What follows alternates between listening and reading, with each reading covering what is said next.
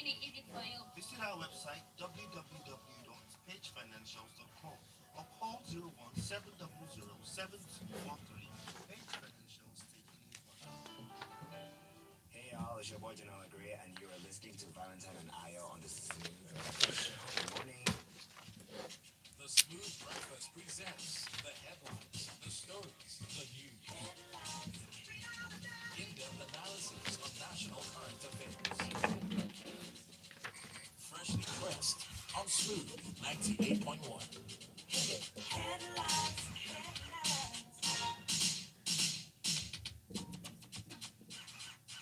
Get quick access to loans from Page Financials. Page Financials, taking you further. Good morning to you. Thank you so much for being here with us on Smooth 98.1. Love music, love life. It is time for us to get into the conversation on the news today. The headline stories are published on our social media. Please check Smooth 981 on Instagram. Check us on Facebook. You can watch on YouTube. Type Smooth FM Lagos in the search box, subscribe, and watch myself and Wade. My name is Valentine Ohu. Here's Wade Ahimia. Good morning. Good morning, Valentine. Good morning, Lagos. It's great to be here. Good morning. Thank you for joining us. Wade Ahime is at Wade Ahime underscore on social media. Please join the conversation. Use that hashtag freshly pressed 981. Feel free to send in messages to WhatsApp number 0809 444 0981. Wade, a lot of stories were published. Actually, similar headlines were published by several newspapers yesterday on the Nigerian media slamming Buhari, or rather, the plan by the government, or alleged plan by the government to stifle the media. They call it the anti-media laws. There are regulations in the proposed media bill, an amendment to the MPC and NBC Media Act, published by The Guardian. Some of the headlines have it that Nigerian media slams Buhari National Assembly over proposed anti-media laws. What are your thoughts on this story? Valentine. It reminds me of Decree 4 of 1984. That's That which gagged, the freedom of press under the under the leadership of the current president, who was then the head of state of Nigeria. And when you look at the things that they are asking for in this act, then you start to wonder exactly what happened, because this is a government that rode into office based on free press, and now you're trying to ensure that everything that you used, or the platform that you used towards ensuring that you got into power, is now not going to be available for the next person. Like we've always said, governance is a continuance, and people should remember that. But the effect of all this comes to me like not surprising, because even just going through, I went onto the internet and I looked through some things. His speech in 2018 at the Nigerian Bar Association conference was, inclining in that direction. So it's amazing that we have Eli Mohammed, who propagated so many things in as the spokesman for the APC before 2015, coming back to tell us today that as Minister of Information, that the press should not be able to, one of the first things, I think, just after, or a few years after, a couple of years after this government came in, one of the first things we read was the first thing about, when you speak ill of the president or a governor, then it's treasonable, and all these things go on to just show you how they've systematically calculated these things. let's refer to a quick reminder here of the something that people describe as a knee-jerk reaction to the deletion of the tweet by the president Muhammadu Buhari. That was among the second major indication that the federal government was frowning at the free speech exercised by Nigerians, especially on the microblogging sites. That deletion came after the first major one, on the blame by the same Minister of Information on Nigerians on Twitter, precisely for the escalation of the NSAS protest. Some of these reactions have been addressed, and which raises a lot of concern regarding some of the proposals in the bill. The controversial bill, for one, seeks to give more powers to the Minister of Information to control the conduct of print media houses and media practitioners. Also proposes punitive measures for media outlets and journalists that act contrary to its provisions. I mean, when you check out all these sections, punishments liable to fine of 5 million naira 3 only, years or imprisonment. 3 years imprisonment to the person or promoter in case of a corporate body. And there's another part of the bill, quotes, persistent refusal to comply with the directives of the council, the medium, or journalist, also sanctioned in accordance with subsection 1 of the section, commits an offense and is liable to conviction, on conviction, amongst other monetary fines.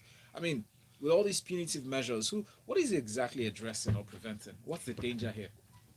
the the danger for me is you are going to try and suppress the voices of those who you feel. No, so what I mean is, what's the danger that the media presents that So calls for these so stringent measures the to danger, prevent? that's what I'm trying to explain. The danger for me is, first and foremost, you believe that the media should not talk about any wrongdoing that this government is doing, or any alleged, let me use the word alleged, wrongdoing, or things that are not in line with human rights and so on. So for at the end of the day, what do? The first thing is to ensure that you shut it down. People shouldn't get the kind of information that is relevant for Nigerians to be able to think about the future of this country. Is that a And solution? how can it be a solution? I mean, you make it sound like it's one. It's not a solution. So for me, the first thing is we need to ensure that the fight is carried to the National Assembly, first and foremost, to ensure that these things are taken out of the bill, and at the end of the day, ensure that Nigerians as a whole will continue to be able to speak freely about what they want, irrespective of the consequences that they might face at the end of the day, for as long as they're speaking the truth. We spoke about the supplementary budget, the amount that was added to the budget to take care of some other issues, especially the security concerns expressed and payment for health in the fight against COVID. Right? It has come to our attention, according to the Premium Times report in its headline, Nigeria government moves to control media, allocates 4.8 billion naira to monitor WhatsApp and phone calls. Now, the said sum is a total of 4.8 billion naira allocated to the National Intelligence Agency to monitor WhatsApp calls, phone calls, WhatsApp messages, text messages, amongst others. They said out of this sum, 1.93 billion was earmarked for WhatsApp intercept solution and 2.93 billion for Turaya interception solution. While this sounds like to me as a measure put in place to monitor some of these calls made by bandits or terrorists, does it ring out something else for you? So when you look at it, because a large chunk of this supplementary bill goes into intelligence and security, I want to believe that a lot of this is going to be based on that. That's the 4.8 billion that is being marked for intelligence gathering through WhatsApp, through text, and all, and giving the benefit of the doubt to the government. I don't want to preempt and say, oh, there's a sinister motive behind it. So when you look at all the things that have been rolled out and the monies that have been given out to the military, to the Air Force, to the Navy, you will find out that most of it is about improving the security in Nigeria. So if that is the case, then that will be fine for me. But if there are ulterior motives until this thing starts happening, then we'll be able to speak otherwise. Why? Because, like I said, let's give them the benefit of the doubt that we want to ensure that we gather the right intelligence towards improving the security of Nigeria. Abayomi Akarakiri here says, who passed the media bill? Buhari, until focus won't get right. It hasn't been passed yet. It's been proposed, and it was sponsored by by Olusegun Odebumi, the chairman of the House of Representatives Committee on Information, National Orientation, Ethics and Values. He handled the recent public hearing on the contentious bill. Let's move on. Wade, thank you so much for that analysis. Let's move on to our next story quickly. Bandits expose a SIM NIN linkage failure. Police can't track gunmen. That's an apt headline because in the details you find interviews or conversations with those who had been released or gained freedom that were previously abducted. Some of the accounts say that one of them escaped while the bandits were sleeping, but it grossly underscores or majorly underscores the inability or the failure to some extent of the SIM registration to give to provide access to the intelligence agencies to track the use of such devices, mobile phones or SIM cards. But let's also note that while people are encouraged to go register, it behooves the individual who owns these lines to register with the telco. The bandits, assumably, had these lines before, so would you say it's a failure in a sense?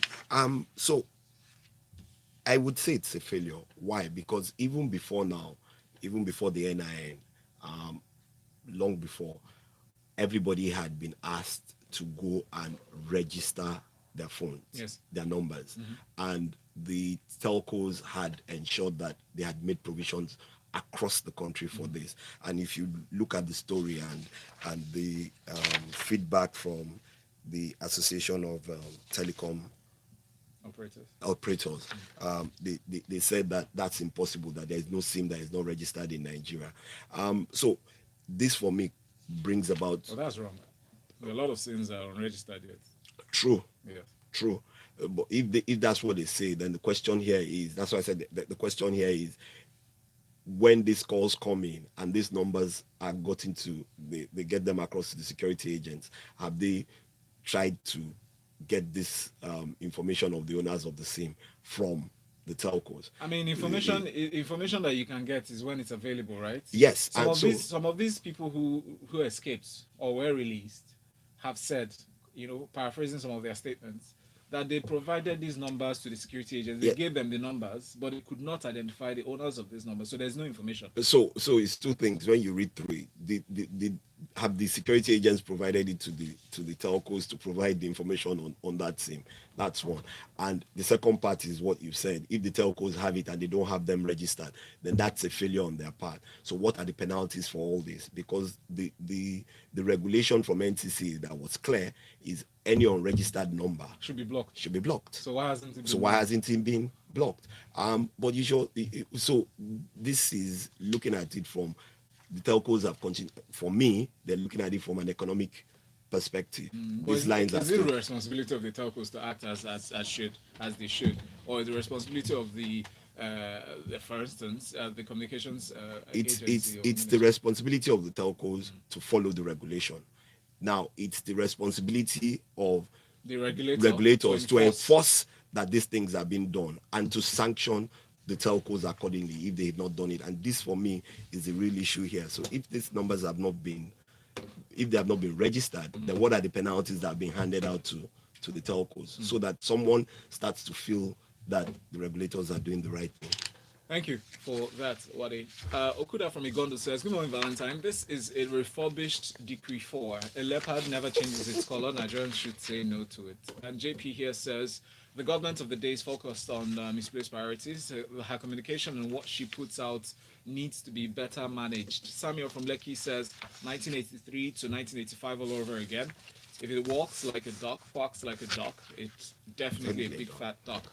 Those who think this is not the route Buhari should think again. Adjola says, good morning, freshly pressed. I thought the National Assembly is meant to be a check to the excesses of the executive, but when you have the legislature or legislative being the one sponsoring such a bill, then it raises a lot of questions, but they forget they are going to be private citizens soon. Prince says, is the proposed media bill an executive bill? No. From all what I've read, newspaper or the new proposed media bill at National Assembly, sponsored by Honorable Debume, that's right. I don't think focusing on Buhari will solve the issue instead of focusing on the sponsor. Joseph May from Silver Estate in Ejibo says, good morning, freshly pressed. Valentine and your vibrant analyst, Wade. From the headlines, it's obvious that the whole NIN and SIM registration is just a form of distraction, sham, and cause hardship on the citizens, because I was a victim of a mob robbery and it took me about 2.5 months to retrieve my SIM card. May God help us. Let's move on. In the next story, it's sharing news. Yesterday, there was a report that the Emir of Kajuru was kidnapped a day after he's been released, alongside one of the students at Bethel Baptist High School. Please take us through this story reported by the Day State. So, the Emir was kidnapped with 10 family members, and he was released. That was on Sunday about 12:30 a.m. in the morning. The bandits had demanded for 200 million release for the Emir, and he was released along with one of the students of the Baptist High, because the the student was weak and ill, so they didn't want any casualty in on their neck. So I guess that's why they were released. So they care now. Well, I guess they do. I guess well, I really can't I really can't answer that. But the other thing, when you look at the number of students, 121 students, and then the emir and 10 other people, so we had 132 people by the bandits that had been kidnapped. Two had been released. Thank God for that. What has happened to the 130 people that that are still in custody of the bandits? And then the other thing, the kidnappers had called the security agents or had called the school again that they had released the boy who was becoming weak. And that brings us back to the last story of these numbers are available, even if they are blocked. The telecoms, what's it called? Telecoms operators have the systems to check those numbers. So what has been done? How have you tracked these So numbers? why does it seem like these entities or individuals operating as bandits or terrorists, why are they not being exposed? If we have such grip on our communications or our agencies, if the regulatory body has access directly to the telcos and we can provide such information, and you have interactions between the bandits and intermediaries like Sheikh Gumi, for instance, and some other government agencies, some governors have been caught on video interviewing or talking to these bandits and going to meet them. So why are these individuals behind these bandits not being exposed? That's $1 million question that nobody seems to answer in this Nigeria. And nobody seems to know what the answer is, aside from those who are in charge of our security operations. Why do I say that? Because, like we said earlier, intelligence gathering, information gathering is based on a number of things, and all these investigations are carried out should be carried out in details. So when you get this kind of phone calls, you need to be able to go through the process and ensure that you can at least you could at least track one person. And at the end of the day, are they doing this religiously, or are there people who are conniving with these bandits? It's a big scheme that is bigger than we know. Those are the questions that we need to answer. Thank you for that. Adewale from Ikorodu says bandits will not call with their phone numbers or their own numbers. They will simply snatch innocent citizens' phone numbers and make calls with it. Interesting. Have you experienced that before? Yakubu Israel says common security knowledge. No bandit or any criminal at that uses their cell phone or their own phone numbers to make calls. They either use their victims' numbers or they make calls far away from where the victims are. Emeka says, good morning, Smooth FM crew. The government definitely do not want to end banditry for whatever reasons, but God will expose them. Thank you. Cisco says, let's forget regulations and monitoring of WhatsApp and the aim to track down bandits. There's a legal document for you to track any criminal via telco companies. If Nigeria is serious in fighting bandits and kidnappers, it's very simple to do so.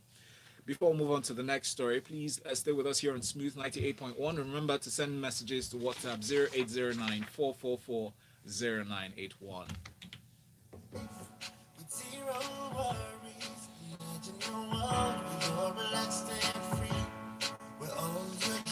With Pay Fellowship, you have zero worries when it's time to pay your bills, rent, school fees, application. We'll be here making it easy for you. Visit our website www.pagefinancials.com or call 01 700 Page Financials taking. You're tuned in and listening to Smooth's Breakfast on Smooth 98.1. You're onto the segment called Freshly Pressed 981 with detailed analysis of our headlines. Wadi Ahime is my analyst today. We have this story in from The Guardian. Zulum refutes claim on ISWAP controlling parts of Borno State.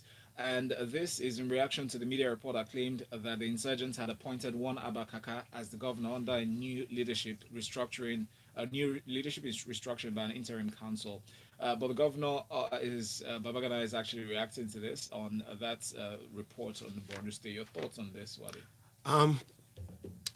This is it reminds me of the ISIS crisis across the world a few years ago, and this is probably what is happening, what I think is happening here.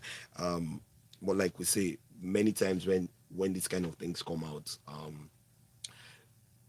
people in charge, the first thing they do is say, oh, it's not true, it's fake news, and so on. But what beats me here is when he was asked if they were going to try and investigate these things, and he said clearly that they were not going to investigate it, that the news was not right. False, yeah. Well, was false. but his essence of going to the state house was to see the president in respect of repatriating over 200,000 citizens of some areas in Borno, which will kick off sometime in November of this year. So the question here is, if you've not done an investigation to ensure that these places are safe enough to bring them back, why are you going about, trying to get the required resources to rehabilitate them and bring them back into society in Nigeria? Because if on the 27th or the 27th of November these things don't happen and they ask you, you probably find out that the answer will be, oh, we just realized that the place had been swarming with insurgents and so on. So it's also worthy of note to state here that the governor visited the State House to solicit President Buhari's assistance to enable the authorities to repatriate over 200,000 Borno indigents who fled insurgency to Chad, Cameroon, and Niger Republic. Yeah, which for me it's a good thing if there's some semblance of normalcy there, but many times, there's no smoke without fire. So these are things that they should check and be sure that these places are safe enough to bring them back in. Nigerian judges to proceed on vacation despite 2 months just on strike. They just resumed. How many weeks ago? Just 2. And they're planning to go on strike. There are a lot of cases that have been pending. What are your thoughts on this Premium Times report? Valentine, remember the very first day when the strike was called off and Oji was here with us and we're saying... That was last week, wasn't it? About 3 weeks ago. Actually, so. Yeah. And what was the first thing we said? These guys are going to go on their summer holidays. It's part of their calendar. Part of their calendar. And so you really can't blame them. But the one of the funny things I read here is that to go take their well-deserved rest, they've rested 2 months technically without going to court and so on. At points like this, yes, they would have skeletal services, but don't you think there could have been some form of arrangements for you to have the judiciary try and look into a lot of these matters that are pending towards ensuring that at the end of the day we have cases not continually being rolled over, which is technically the judiciary itself now currently is overworked. So with this break, another 6 to 8 weeks, you can rest assured that some cases are going to move to 2022. And what do you do? But if they have to go on the break and the chief judges of the various courts have sent out their memos, then they should go on their vacation. There's really nothing you can do about that. It is said that in a circular dated July 6th, an address to all judges of the Federal High Courts, the Chief Judge, John Soho, said in a statement on Monday that courts judges' vacation will commence on Monday, July 26th till September 17, 2021. So go figure. A quick reminder here that they were on strike for 64 days to press for the financial independence of the judiciary, and that started on April 6th. So here we are.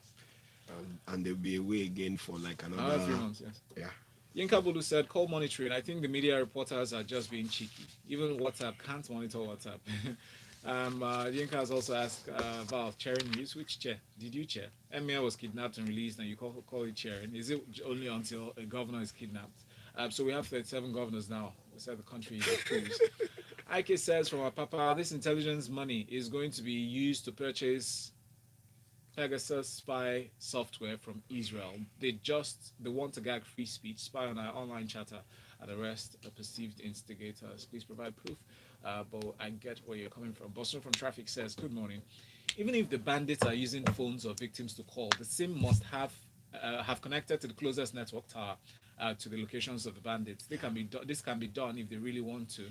It just proves that there are top level sponsored operations that are happening, and a rudimentary knowledge of phone lines and how telcos work, or the masts, the way they connect to your phones, just shows that the signals are pinged from your phone to the nearest cell tower.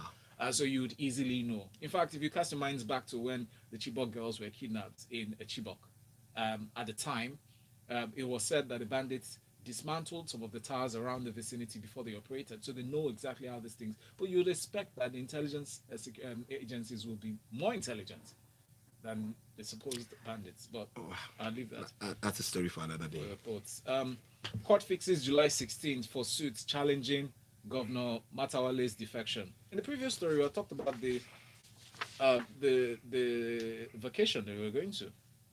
which starts on July 26th. So no cause for alarm. But with this suspension now, the Federal High Court in Abuja fixed this date, 16th of July, to hear a suit challenging the defection of Governor Matawale of Zamfara to All Progressives Congress. Take us through this story, especially giving us the highlight of why this is happening. Okay, so why is this happening? In the suit, which has been fixed for July 17, it's because Governor Matawale, his deputy, have moved from PDP to APC, and the basis of the challenge is that are contending.